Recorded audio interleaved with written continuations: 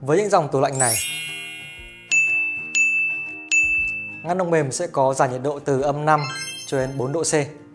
Trường hợp các bạn muốn chuyển đổi ngăn đông mềm thành ngăn mát, chúng ta sẽ thao tác như sau. Nhiệt độ từ -5 đến -1 độ C sẽ là của ngăn đông mềm.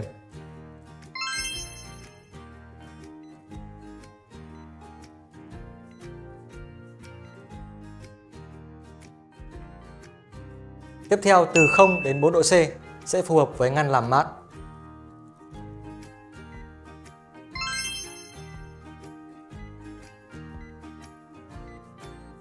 Tương tự với ngăn số 2.